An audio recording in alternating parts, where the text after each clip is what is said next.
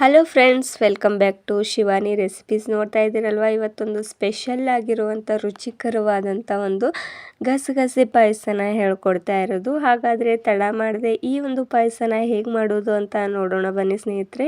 ನಾನಿಲ್ಲಿ ಒಂದು ಬಟ್ಲಷ್ಟು ಗಸಗಸೆನ ತೊಗೊಳ್ತಾ ಇರೋದು, ಹಾಗೂ ಸ್ವಲ್ಪ ಮಟ್ಟಿಗೆ ಅಕ್ಕಿನ ತೊಗೊಂಡ್ಬಿಡಿ. ನೀವು ನೋಡಿಕೊಂಡು ಮಾಡ್ಕೊಂಡು ಯಾಕಂದರೆ ನಿಮ್ಮ ಮನೆಯಲ್ಲಿ ಜಾಸ್ತಿ ಜನ ಇದ್ದರೆ ಜಾಸ್ತಿ ಕೂಡ ತೊಗೊಳ್ಬೋದು. ನಾನಿಲ್ಲಿ ಒಂದು ಬಟ್ಲಷ್ಟು ಗಸಗಸೆನ ತೊಗೊಂಡು ಹಾಗೂ ಸ್ವಲ್ಪನ ಅಕ್ಕಿ, ಅರ್ಧ ಬಟ್ಲಷ್ಟು ಅಕ್ಕಿ ತೊಗೊಂಡ್ರೆ ಸಾಕು. ಅದನ್ನು ಹುರ್ಕೊಳ್ಬೇಕು. ಈ ರೀತಿಯಾಗಿ ಅಕ್ಕಿನ ಸ್ವಲ್ಪ ಮಟ್ಟಿಗೆ ಕೆಂಪಗಾಗೋವರೆಗೂ ಹುರ್ಕೊಂಡ್ರೆ ಸಾಕು ಚೆನ್ನಾಗಿ. ಅದು ಕೂಡ ಹುರ್ಕೊಂಡ ನಂತರ ನಾನು ಇದ್ರೊಳಗಡೆ ಗಸಗಸೆನ ಒಂದು ಬಟ್ಲಷ್ಟು ತೆಕ್ಕೊಂಡಿದ್ನಲ್ವ, ಅದು ಕೂಡ ಇದ್ರೊಳಗಡೆ ಆ್ಯಡ್ ಮಾಡಿಕೊಂಡು ಎರಡು ಕೂಡ ಚೆನ್ನಾಗಿ ಹುರಿದುಕೊಳ್ಬೇಕು. ಹುರ್ಕೊಳ್ಳೋದ್ರಿಂದ ನಮಗೆ ತುಂಬಾ ಟೇಸ್ಟಿಯಾಗಿ ರುಚಿಯಾಗಿ ಈ ಒಂದು ಗಸಗಸೆ ಪಾಯಸ ಸಿಗುತ್ತೆ. ಸವಿಯಲು ಕೂಡ ಈ ಒಂದು ಗಸಗಸೆ ಪಾಯಸ ಏನಾದರೂ ನೀವು ಮಾಡಿಬಿಟ್ರೆ ಮಕ್ಕಳಂತೂ ತಿಂದು ತುಂಬಾ ಖುಷಿ ಪಡ್ತಾರೆ ಸ್ನೇಹಿತರೆ. ಅದರಲ್ಲಂತೂ ಮತ್ತೆ ಪದೇ ಪದೇ ಮಾಡಿ ಕುಡಿಯೋಂಥಷ್ಟು ರುಚಿಕರವಾಗಿರುವಂಥ ಈ ಒಂದು ಗಸಗಸೆ ತುಂಬಾ ಟೇಸ್ಟಿಯಾಗಿ ಬರುತ್ತೆ ಸ್ನೇಹಿತರೆ. ಈ ಎರಡು ಕೂಡ ಇವಾಗ ಚೆನ್ನಾಗಿ ಹುರಿತಾ ಇರೋದು ನೋಡ್ತಾ ಇರ್ಬೋದು. ಇನ್ನು ಸ್ವಲ್ಪ ಕೆಂಪಗಾಗಬೇಕು, ಅಲ್ಲಿವರೆಗೂ ಇದನ್ನು ಚೆನ್ನಾಗಿ ಹೀಗೆ ಹುರಿದುಕೊಳ್ಬೇಕು. ಹಾಗೂ ನಿಮ್ಮಲ್ಲಿ ಡ್ರೈ ಫ್ರೂಟ್ಸ್ ಇದ್ದರೂ ಕೂಡ ಆ್ಯಡ್ ಮಾಡ್ಕೊಳ್ಬೋದು. ಬಾದಾಮಿ ಹಾಗೆ ಕಾಜು ಇದ್ದರೂ ಕೂಡ ಆ್ಯಡ್ ಮಾಡ್ಕೊಳ್ಬೋದು. ನಾನು ಇದ್ರೊಳಗಡೆ ಹಾಕ್ಕೊಂಡಿರೋದು ಒಂದೆರಡು ಮೂರಷ್ಟು ಹಾಕ್ಕೊಂಡು ಚೆನ್ನಾಗಿ ಹುರಿದುಕೊಳ್ಬೇಕು. ನೋಡ್ತಾ ಇದ್ದೀರಲ್ವ, ಇವಾಗ ಸ್ವಲ್ಪ ಕಲರ್ ಚೇಂಜ್ ಆಗಿದೆ. ಇದ್ರ ಚೆನ್ನಾಗಿ ಕಲರ್ ಚೇಂಜ್ ಆಗೋವರೆಗೂ ಚೆನ್ನಾಗಿ ಹುರ್ಕೊಳ್ಬೇಕು. ಯಾಕಂದರೆ ಸ್ವಲ್ಪ ಸ್ಮೆಲ್ ಕೂಡ ತುಂಬಾ ಚೆನ್ನಾಗಿ ಬರುತ್ತೆ ಇದರಿಂದ, ಹಾಗೂ ಹುರ್ಕೊಳ್ಳೋದ್ರಿಂದ ತುಂಬ ಟೇಸ್ಟಿಯಾಗಿ ಬರುತ್ತೆ. ನೋಡ್ತಾ ಇದ್ದೀರಲ್ವ ಯಾವ ರೀತಿ ಈಗ ಹುರಿದಾಗಿದೆ ಅಂತ.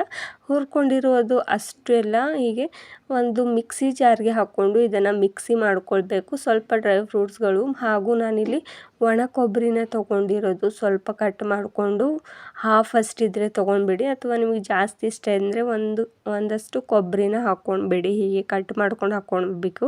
ಹಾಗೂ ನಾನಿದ್ರೊಳಗಡೆ ಸ್ವಲ್ಪ ನೀರನ್ನ ಆ್ಯಡ್ ಮಾಡ್ಕೊಳ್ಬೇಕು. ಅರ್ಧ ಗ್ಲಾಸಷ್ಟು ನೀರನ್ನ ಆ್ಯಡ್ ಮಾಡ್ಕೊಂಡ್ಬಿಡಿ. ಹಾಗೂ ಮಿಕ್ಸಿ ಜಾರ್ಗೆ ಹಾಕ್ಕೊಂಡಿದ ನಂತರ ಈ ರೀತಿಯಾಗಿ ನುಣ್ಣಗೆ ರುಬ್ಬಬೇಕು ಸ್ನೇಹಿತರೆ. ಚೆನ್ನಾಗಿ ಗಸಗಸೆ ಎಲ್ಲ ಹೀಗೆ ಪೇಸ್ಟ್ ರೀತಿಯಾಗಿ ಹೋಗಿಬಿಡಬೇಕು. ಆ ರೀತಿಯಾಗಿ ರುಬ್ಕೊಂಡು ಬಂದಿದ್ದಾಗಿದೆ.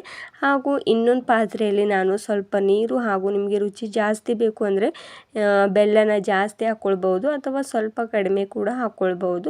ನಾನಿಲ್ಲಿ ಸ್ವಲ್ಪ ಕಡಿಮೆನೇ ಹಾಕ್ಕೊಂಡಿರೋದು, ಯಾಕಂದರೆ ಸ್ವಲ್ಪ ಜನರಿಗೆ ರುಚಿ ಜಾಸ್ತಿ ಇಷ್ಟ ಇರೋದಲ್ವ, ಅದಕ್ಕೆ ಇಷ್ಟ ಇರೋದಿಲ್ಲ ಅಂತ ಸ್ವಲ್ಪನೇ ಹಾಕ್ಕೊಂಡಿರೋದು. ಅರ್ಧ ಬಟ್ಲಷ್ಟು ಹಾಕ್ಕೊಂಡ್ಬಿಟ್ರೆ ಸಾಕು. ನಿಮ್ಗೆ ಜಾಸ್ತಿ ಬೇಕಾದರೆ ಜಾಸ್ತಿ ಕೂಡ ಹಾಕ್ಕೊಳ್ಬೋದು. ಇದರ ಪಾಕ್ ನಾವು ರೆಡಿ ಮಾಡ್ಕೊಳ್ಳೋಣ. ಅಲ್ಲಿ ಪೇಸ್ಟ್ ಇವಾಗ ರೆಡಿಯಾಗಿ ಹೋಗ್ಬಿಟ್ಟಿದೆ, ಹಾಗೂ ಈ ಪಾಕ ಕೂಡ ಇವಾಗ ರೆಡಿ ಆಗ್ತಾ ಇರೋದು. ಅಷ್ಟು ಕೂಡ ಬೆಲ್ಲ ಕರಗಿ ಚೆನ್ನಾಗಿದೆ ಪಾಕ ಆಗೋಗಬೇಕು. ನೆಕ್ಸ್ಟ್ ನಾನಿಲ್ಲಿ ಒಂದು ಪಾತ್ರೆನ ಇಟ್ಕೊಂಡು ಅದರೊಳಗಡೆ ಒಂದು 2 ಟೇಬಲ್ ಸ್ಪೂನಷ್ಟು ತುಪ್ಪನ ಆ್ಯಡ್ ಮಾಡ್ಕೊಳ್ತಾ ಇರೋದು. ತುಪ್ಪನ ಹಾಕ್ಕೊಂಡ್ರೆ ಇನ್ನೂ ಚೆನ್ನಾಗಿ ರುಚಿ ಬರುತ್ತೆ. ಅದಕ್ಕೋಸ್ಕರ ತುಪ್ಪನ ಆ್ಯಡ್ ಮಾಡ್ಕೊಳ್ಳಿ ಸ್ನೇಹಿತರೆ. ಯಾವುದೇ ಒಂದು ಎಣ್ಣೆನ ಆ್ಯಡ್ ಮಾಡ್ಕೊಳ್ಳೋಕೆ ಹೋಗಬೇಡಿ. ಹಾಗೂ ನಿಮ್ಮ ಹತ್ರ ಡ್ರೈ ಫ್ರೂಟ್ಸ್ಗಳಿದ್ದರೆ ಅದು ಆ್ಯಡ್ ಮಾಡ್ಕೊಳ್ಳಿ. ಬಾದಾಮಿ ಹಾಗೂ ನಾನು ಇದರೊಳಗಡೆ ಕಿಸ್ಮಿಸ್ಸಿನ ಹಾಗೂ ನಿಮ್ಮ ಹತ್ರ ಮತ್ತೆ ಬೇರೆ ಡ್ರೈ ಫ್ರೂಟ್ಸ್ ಇದ್ದರೂ ಕೂಡ ಆ್ಯಡ್ ಮಾಡ್ಕೊಳ್ಬೋದು. ತುಂಬಾ ಟೇಸ್ಟಿಯಾಗಿ ಬರುತ್ತೆ. ಹಾಗೂ ಇದನ್ನು ಚೆನ್ನಾಗಿ ಹೊತ್ತಿಸೋಕೆ ಹೋಗಬೇಡಿ. ಸ್ವಲ್ಪ ಬೆಚ್ಚಗೆ ಆದ ತಕ್ಷಣ ಈ ಒಂದು ತುಪ್ಪದೊಳಗಡೆ ಇದ್ರೊಳಗಡೆ ಒಂದು ಬಟ್ಲಷ್ಟು ನಾನು ಹಾಲನ್ನ ಆ್ಯಡ್ ಮಾಡ್ಕೋತಾ ಇರೋದು. ಹಾಲಿನಿಂದ ಕೂಡ ತುಂಬಾ ಸಖತ್ತಾಗಿ ಟೇಸ್ಟ್ ಬರುತ್ತೆ, ಹಾಗೂ ಸಖತ್ತಾಗಿ ನಮ್ಮ ಹೆಲ್ತ್ಗೂ ಕೂಡ ತುಂಬ ಚೆನ್ನಾಗಿರುತ್ತೆ ಅಂತ ಸ್ವಲ್ಪ ಹಾಲನ್ನ ಆ್ಯಡ್ ಮಾಡ್ಕೊಂಡ್ಬೇಡಿ.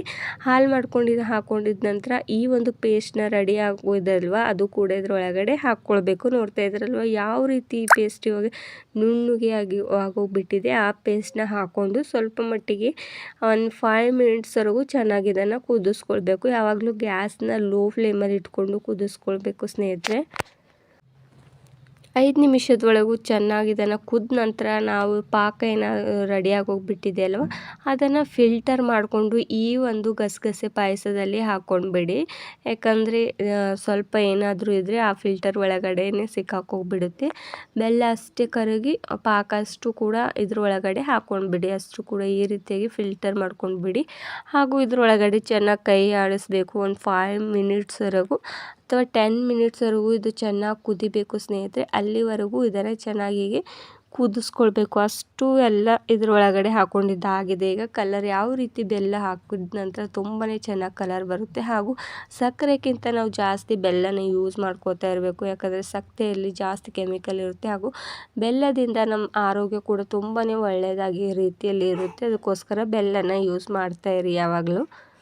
ಬೆಲ್ಲನ ಹಾಕ್ಕೊಂಡಿದ ನಂತರ ಸ್ವಲ್ಪ ಇದ್ರ ಒಳಗಡೆ ಏಲಕ್ಕಿ ಪೌಡರ್ನ ಕೂಡ ಆ್ಯಡ್ ಮಾಡ್ಕೊಂಡ್ಬಿಡಿ. ನಾನು ಕೂಡ ಹಾಕ್ಕೊಂಡ್ಬಿಟ್ಟಿದ್ದೆ. ಸ್ವಲ್ಪ ಚೆನ್ನಾಗಿ ಟೇಸ್ಟ್ ಕೂಡ ಬರುತ್ತೆ ಹಾಗೂ ಸ್ಮೆಲ್ ಕೂಡ ತುಂಬಾ ಸಖತ್ತಾಗಿ ಬರುತ್ತೆ. ಈ ಒಂದು ಗಸಗಸೆ ಪಾಯಸ ಇವಾಗ ರೆಡಿ ಆಗೋಗ್ಬಿಟ್ಟಿದೆ ಸ್ನೇಹಿತರೆ.